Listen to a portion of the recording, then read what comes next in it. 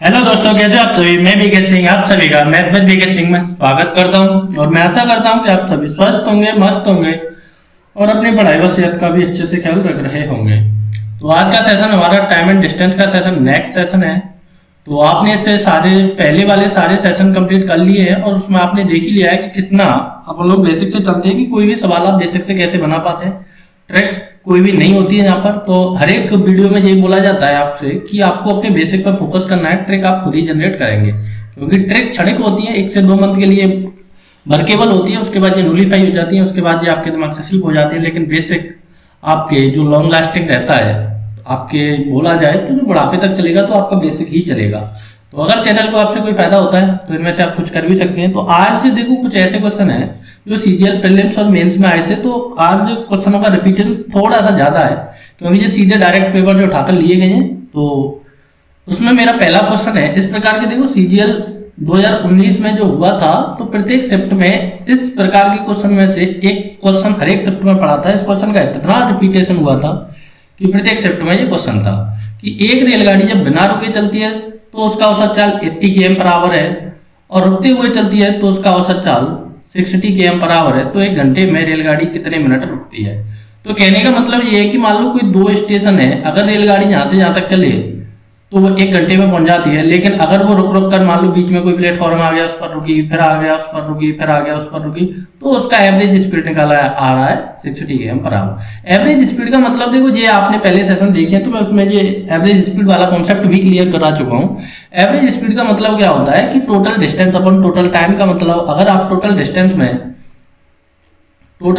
में अगर आप टोटल टाइम से डिवाइड करें तो हमारी क्या निकल कर आती है, एवरेज स्पीड निकल कर आती है। एवरेज स्पीड हम 2 प्रकार से निकाल रहे थे। जब हमारी एवरेज स्पीड हम 2 प्रकार से निकाल रहे थे, जब हमारी डिस्टेंस सेम थी और एक थी जब डिस्टेंस थोड़ी सी अलग अलग हो कि 10 किलोमीटर 20 मान लो 10 km/h से तय किया, 20 km, इस प्रकार से आपने देखा था कि जब डिस्टेंस अलग हो तो कैसे निकाल रहे थे, और एक था कि आपकी डिस्टेंस ही सेम है तो कैसे निकाल रहे थे।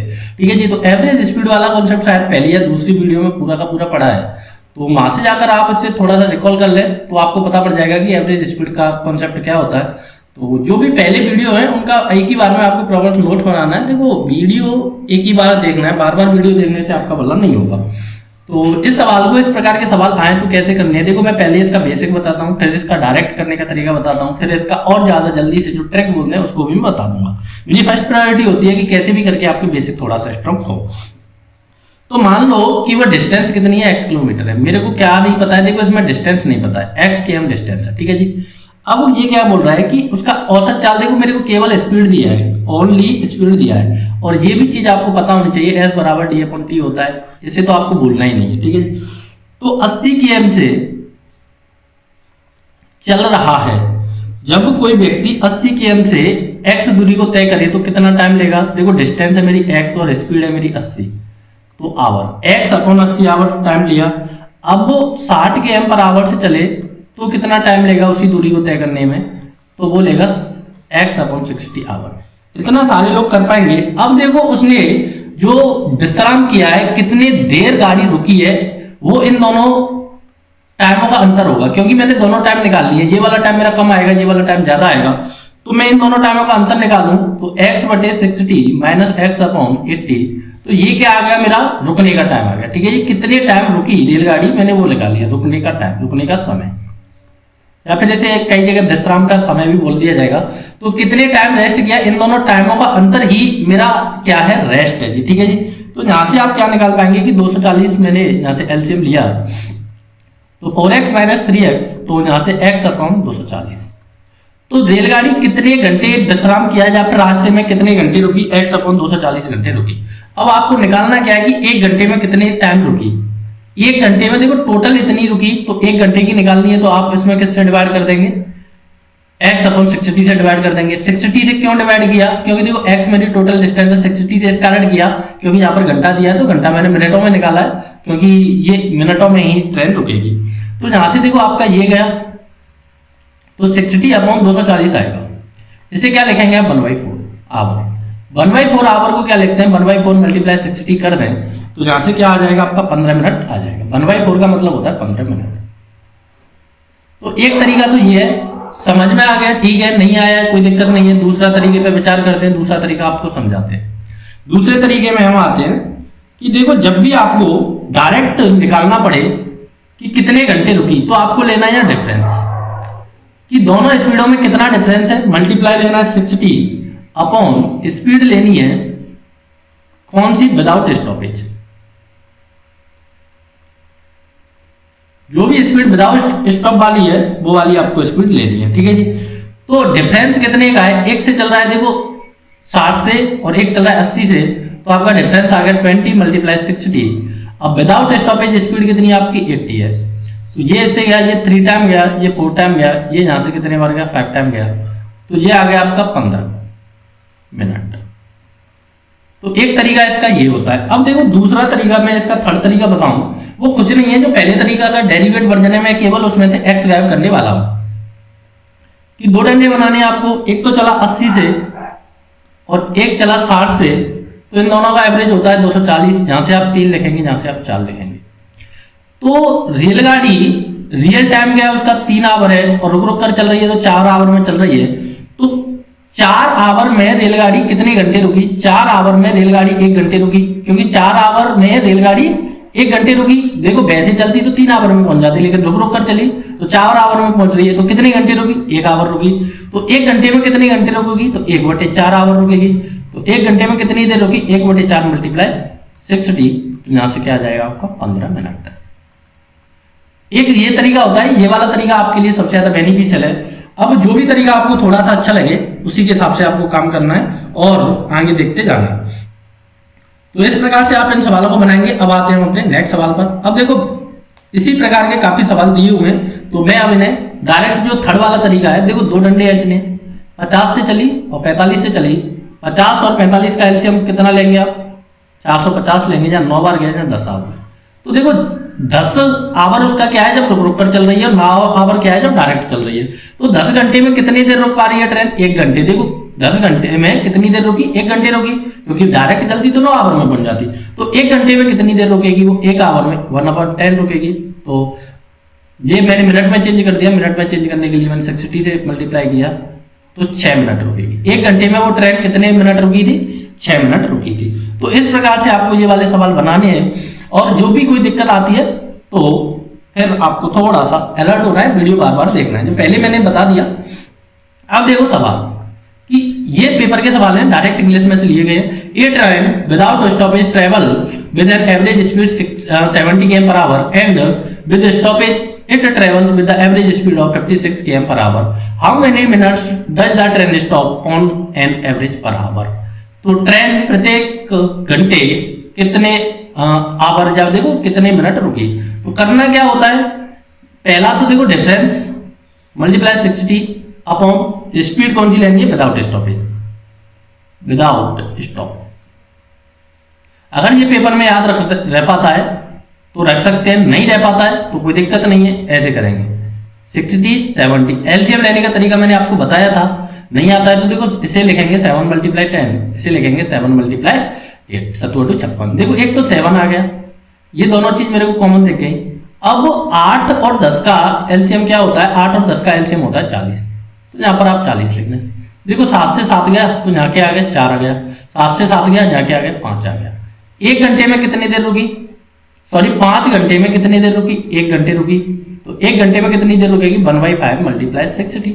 तो ये कितनी बार गया आपका, 12 बार गया। तो यहाँ से कितना आ गया, 12 मिनट। ये मेंस सीजीएल प्रीलिम्स 2019 की सवाल है, प्रत्येक शिफ्ट में ऐसे सवाल पूछे गए थे। तो इस प्रकार से आप निकालेंगे। अगर यहाँ से निकालना चाहें तो अंतर कितने का आ रहा है, 14 का अंतर आ रहा है, 60। स्पीड लेनी है विदाउट स्टॉपेज तो 70, तो 0 से 0 गया, इससे ये कितने टाइम गया, 2 टाइम गया, तो यहाँ से कितना आ गया, 12 मिनट। जो थर्ड तरीका है आप उससे भी निकाल पाएंगे, तो सारे तरीके बताने पॉसिबल नहीं है। देखो फिर से नेक्स्ट सवाल, इसी प्रकार का कोई भी सवाल आपके दिमाग में कोई भी शंका नहीं रहनी चाहिए, तो पहले 1 मिनट वीडियो पॉज करना है, पहले खुद से बनाने की कोशिश करनी है, उसके बाद ही सवाल को थोड़ा सा आगे लेकर चलना है। A train without stoppage travel with an average speed 75, तो देखो 75 ले लिया। अब आपको सवाल रीड नहीं करना है, तो कैसे लेते हैं एलसीएम, तो 13 × 5 लेते हैं। इसे क्या लिखेंगे आप, 13 × 3 = 41, 13 × 4 = 52 लिखते हैं। तो देखो 13 आ गया, 4 और 5 का कितना आता है 20 आता है, 13 से 13 गया तो यहाँ पर कितना आया 4 आया, यहाँ से 5 आया। देखो सेम कॉन्सेप्ट, सेम सवाल, सेम आंसर। तो 1 आवर में 5 आवर में कितने देर रुकी, 1 आवर रुकी, तो 1 आवर में कितने देर रुकेगी, तो 1/5 में आप 60 का मल्टीप्लाई करेंगे तो फिर से आपका 12 आंसर आ जाएगा। किसी भी तरीके से निकालें आंसर सेम आना है। फिर से सेम सवाल, सेम कॉन्सेप्ट, सेम चीज। तो 72 60, अब आपको सीधा करना है, 72 लिखना है, 60 लिखना है। एलसीएम लेने का देखो, अब इसमें आपको 12 मल्टीप्लाई 6 और 12 मल्टीप्लाई 5, तो 12 तो दोनों जगह से कॉमन आएगा। अब 6 और 5 का कॉमन होता है 30, यहाँ से कितना आया 5 आया, यहाँ से कितना आया 6 आया। तो ये 6 आवर में कितनी देर रुकी 1 आवर रुकी, तो 1 आवर में कितनी रुकेगी, तो 1/6 मल्टीप्लाई 60, तो यहाँ से आपका क्या आंसर आ जाएगा 10 मिनट आ जाएगा। तो जो भी तरीका आपको अच्छा लग रहा है सवालों में बैठाइए। अब देखो सवाल में कोई भी शंका नहीं रहनी चाहिए। फिर से एक और सवाल, नेक्स्ट सवाल वीडियो पॉज करना है, करने की कोशिश करनी है। तो 80 72 क्या लिखेंगे 8 मल्टीप्लाई 10, इसे क्या लिखेंगे 8 मल्टीप्लाई 9। एलसीएम क्या आया, एक तो 8 आ गया और 9 और 10 का कितना आता है, 9 और 10 का आ गया मेरे भाइयों 90। तो यहाँ पर क्या आएगा 9 आएगा, यहाँ पर क्या आएगा आपका यहाँ पर 10 आएगा। तो एक 10 आवर में कितनी देर रुक पा रही है, 1 आवर रुक रही है, तो 1 आवर में कितनी रुकेगी, तो 1/10 रुकेगी। तो 1/10 का मतलब होता है, देखो ये घंटे में चेंज है, घंटे में 60 का मैं मल्टीप्लाई क्यों कर रहा हूँ, क्योंकि मैं मिनट में आंसर लेकर आ रहा हूँ। तो फिर से आपका क्या आ चुका है 6 मिनट आ चुका है। ये सवाल आपके लिए होमवर्क है, इसका आंसर आपको कमेंट बॉक्स में लिखकर बताना है, क्योंकि प्रत्येक सवाल बताना पॉसिबल है, लेकिन सवाल का रिपीटेशन इतना हुआ है पेपर में कि उसका कुछ बोला ही नहीं जा सकता। अब आते हैं हम नेक्स्ट प्रकार के सवालों पर। इस प्रकार के सवाल अगर पेपर में आए तो कैसे करने हैं। देखो सवाल बड़े आसान है, इनसे ज्यादा पूरे टाइम एंड डिस्टेंस में कोई भी सवाल आसान नहीं है। तो इतने आसान सवाल कैसे करे जाते हैं वो आपको देखना है।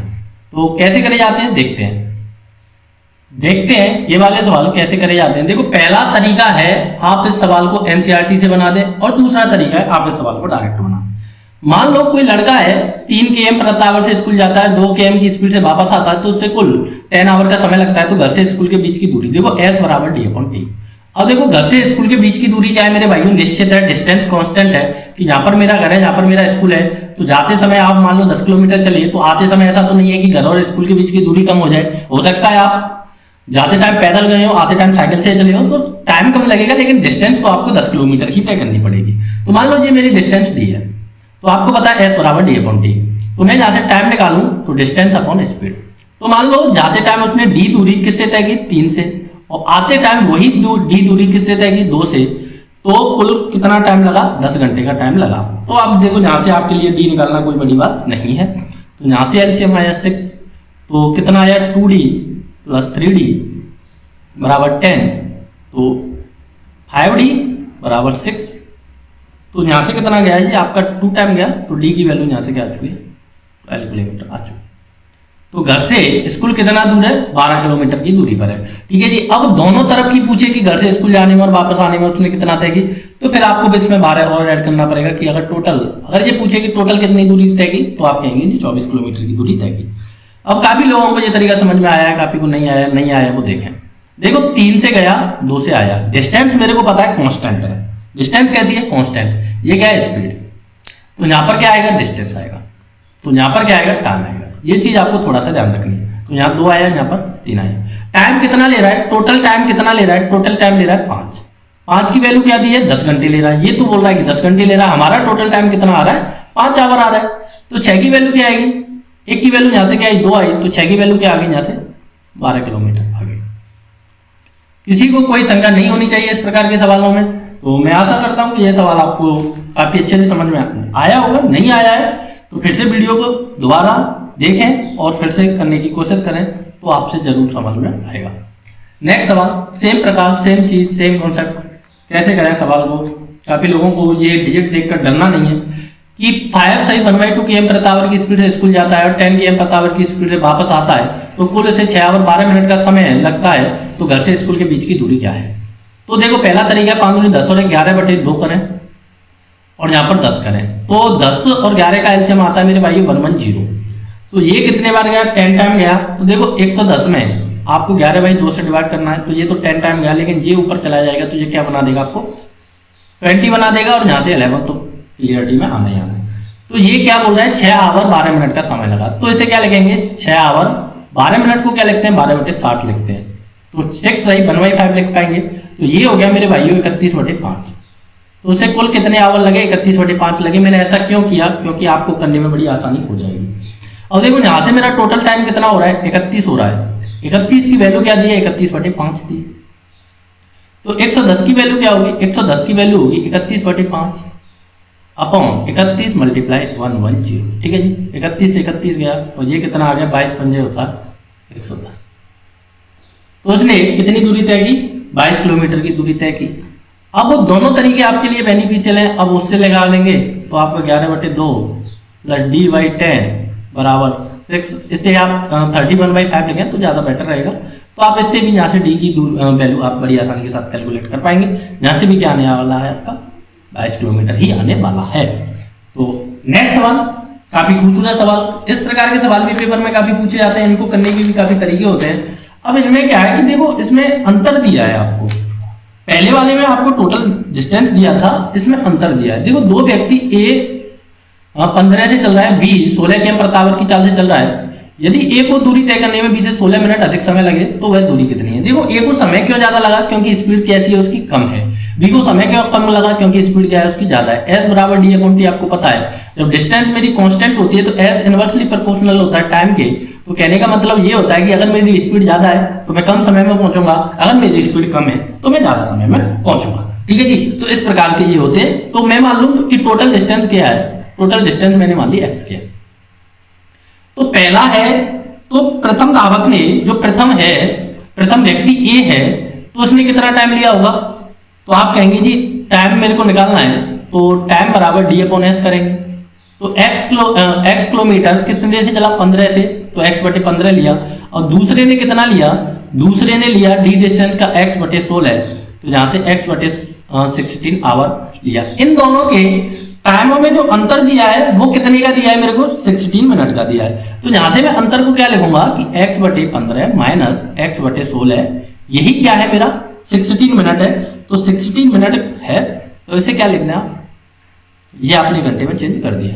तो 15 और 16 का एलसीएम कितना आता है? 15 और 16 का एलसीएम 240 पे टिकेगा क्या?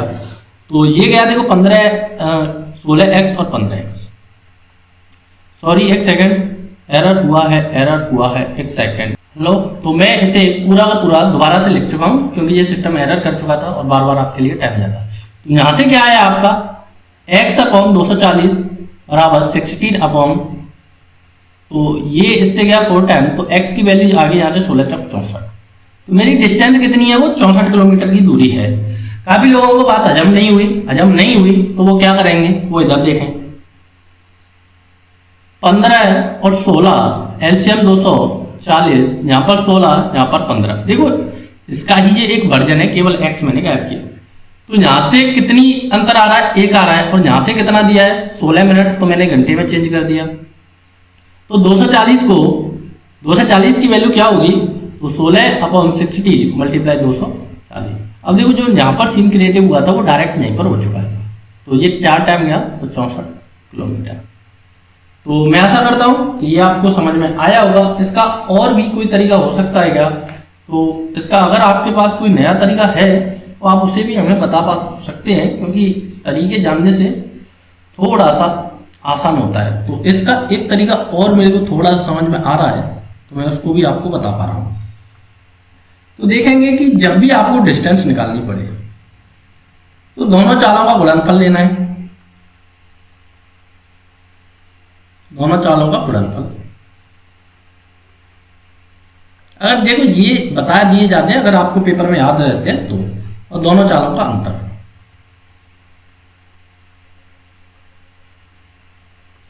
और मल्टीप्लाई कर देना है जो भी समय का अंतर है।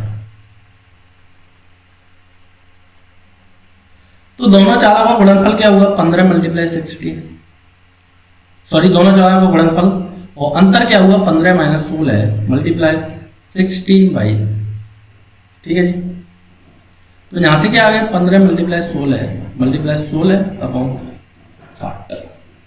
तो इसे आप 15 चौका होता है मेरा 60 और ये होता है मेरा तो 64 क्या मान है। तो एक तरीका आप इसको इस प्रकार से भी सॉल्व कर सकते हैं। और तो सारे तरीके ठीक ही हैं। ठीक है जी, तो आपको इस प्रकार से भी आप इस सवाल को बना सकते हैं। तो आज का हमारा नेक्स्ट सवाल और अंतिम सवाल कि ऐसा सवाल है, पहले करें आप, देखो हो ही चुका है। दो व्यक्ति ए और बी समान दूरी को इतने और इतने की स्पीड से तय करते हैं, तो किसको टाइम ज़्यादा लगेगा? बी को लगेगा। बी से आधा घंटा कम लगता है क्योंकि एक की स्पीड ज़्यादा है। तो व्हाट इज द डिस्टेंस? तो कुछ नहीं करना, 4 या 12 और 3 15/4 करना है यहाँ पर, और यहाँ पर करना है 3। एलसीएम आया 15 है, यहाँ से आया 4 और यहाँ से आया 5। इतना सारे लोग कर पाएंगे। अब यहाँ पर कितने का अंतर है? 1 का अंतर है। 5 और 4 में कितने का अंतर? 1 का अंतर।